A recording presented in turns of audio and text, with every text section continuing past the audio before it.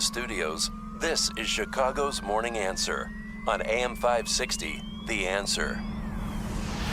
Listen to AM 560 The Answer online at 560theanswer.com, on the AM 560 mobile app, on your Alexa-powered smart speaker, and on TuneIn, iHeart, and on Odyssey. Only the biggest stories, only the biggest guests, and only the biggest opinions. This is AM 560 The Answer.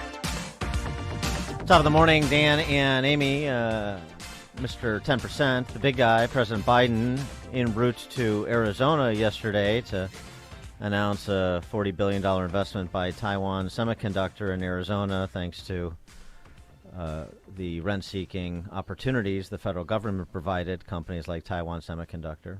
Yeah, and he stopped by an ice cream shop, but didn't stop by the border. Yeah, we had this to say when he was queried about whether or not he would be making a border visit in a border state. He said this to Peter Ducey. Visit the border because there's a more important thing going on. They're going to invest billions of dollars in a new enterprise. Yeah, there's more important things going on than an invasion in our southern border. Okay, sure. Let's see if Indiana Senator Mike Braun agrees, because there is bipartisan legislation that is kicking around the Capitol to do some sort of dreamer path to permanent residency in exchange for something called border security that is being, I guess, drafted by outgoing North Carolina Senator Thom Tillis and Arizona Senator Kristen Sinema. Senator Braun, Republican from Indiana, thanks for joining us again. Appreciate it. Hey, good to be back on the show. So with respect to border security, what is your view on this legislation we're starting to hear about being crafted by Tillis and Sinema? Ironically, I sat next to Senator Tillis yesterday at our one of our 3 weekly luncheons, and he is actually Richard Burr, the other North Carolina senator, is retiring from the Senate. Oh, yeah, Burr, I'm sorry, yeah. Yeah, Tom will be around for a while, but tried to draw out some of the details, and I said mostly, what's the border security element going to be? And, a little light on details in the sense that I said, well, will they at least complete the gaps in the current wall? Will they build any more in critical places? Really could not get much. I think that happening here with just 2 to 3 weeks to go in this lame duck would really strike me as being a long shot. And none of the details most of us have seen. I just had the benefit of dining next to Senator Tillis, and they are working on it. It's a big issue. To me, it all cascades very simply. Secure the border, absolutely. Start rolling up your sleeves, fixing the issues associated with it. Yeah, so you're not as predisposed to be enthusiastic as, say, the Wall Street Journal editorial board about this. No, because I can't imagine the other side of the aisle is going to really, in a substantive way, move away from what they seem to minimally condone and probably like the current status. And to me, that is shameful in terms of, I remember a bunch of us went down there a little over a year and a half ago, and right when it was moving from 30 to 40,000 illegal crossings, basically record lows, to now, what is it, close to a couple hundred, with another 70, 80 declared as gotaways. So many coming through that nearly 20-25% they just see, can't even confront. So that is out of hand. All right, so let's talk a little bit about your time in the Senate that may be coming to an end. It reminds me of what Jeffrey Ross said about Bruce Jenner when he transitioned to Caitlyn. He got out just in time. Are you getting out of the Senate just in time with 51-49 minority and 2 more years of Biden?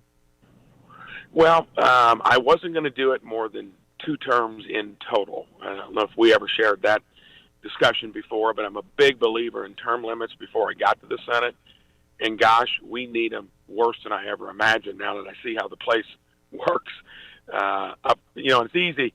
If you've run a business for as many years as I did, you see weaknesses in process and the way things are managed very quickly. You don't need a lot of experience here. You need mostly political will and backbone, which is not in great supply. So I had to say, and it is like many things in life, binary. I either had to do run for governor or run for Senate. And we filed the paperwork to put me in a place to run for governor, and there'll be an official public announcement here very, very soon. So this place is going to get worse before it gets better, because most in my party, I introduced a balanced budget amendment as a privileged motion probably 3-4 months ago. I had 15 Republicans vote against it. You know, that's I bet I could name those 15. Yeah, go ahead. Well, you probably could. One starts with R. But because of term limits, Eric Holcomb is leaving. How would you, if you became governor of Indiana, what is wrong with Indiana, or where do you see room for improvement? So we're a pretty good state, and we've got a little migration from up in your neck of the woods, I think, to prove it. It's a great state for business climate. It does believe in things like cash balances, rainy day funds. I think we probably, like most states, when I travel, visit all 92 counties, workforce. Before COVID, it's even worse now. Rural broadband, Illinois and Indiana are, by geography, largely rural states. We're actually moving on that. Affordable housing. And then the biggest issue in state or nationally would be the high cost of health care. That's when nothing else is going on. That's kind of like a tapeworm on our economy. In my own business, we confronted it head on 15 years ago, and I'll just put this teaser out there. We can talk about it another day. We cut costs by 50-60%. My employees have not had a premium increase in 15 years, and they're healthier to boot. So things can be done on the big issues, but if you're a placeholder, if you're a career politician, you don't take that kind of risk, because you're going up against the biggest lobby in the country and in most states, the healthcare lobby, because it's 20% of our GDP, and it needs to be about 12%. Affordable housing. I mean, one of the things that's attractive about the Hoosier State and is sending so many people from Chicagoland to Northwest Indiana is the property tax caps, the hard caps on property taxes. Yep. So you actually retain your home equity, and you actually can get a return on the largest investment most people make. We can't do that in Cook County and in Illinois. You can in Northwest Indiana. How does affordable housing fit into that? That would be a red flag to me, that phrase. Well, affordable housing is something that is probably going to be, rural broadband is a bigger issue across our rural counties. Affordable housing would be in the metro area, especially of Indy, which has really turned pretty deeply blue. Fort Wayne is the second largest city. It's nestled in a fairly conservative part of the state, but that starter home for most families is still out of reach. Recent inflation caused by the Biden economy shutdown and swamping the market with money from the government got those prices all out of kilter, and you've had to raise interest rates to try to tamp down inflation. Get back to where that's closer to normal. That is something I think that has merit, as long as you don't make it a big state government project. You might just find ways. We got a few entrepreneurs in Indiana that are trying to find that sweet spot of 180 to 220,000 with interest rates in that 3 to 5% range. That would be affordable by most young families starting out. That's an issue that would be dicey, would be tricky. But if you're an entrepreneurial governor, you're going to take on tough stuff. You're not just going to be there as a stakeholder. And most governors come from the farm system of politics to boot. They've been around the game for a long time before they become governor. So if you become governor, what's going to happen to your U.S. Senate seat? Well, Indiana has become a more conservative state consistently, predictably, because of where I live. The two southern congressional districts were all blue dog Democrats, in many ways socially and fiscally more conservative than some of the legacy Republican areas in Indiana. They've all flipped. That's given us a supermajority in our state legislature, both chambers. And as a result, the state is now much more conservative along the lines of what I talked about early, common sense ways.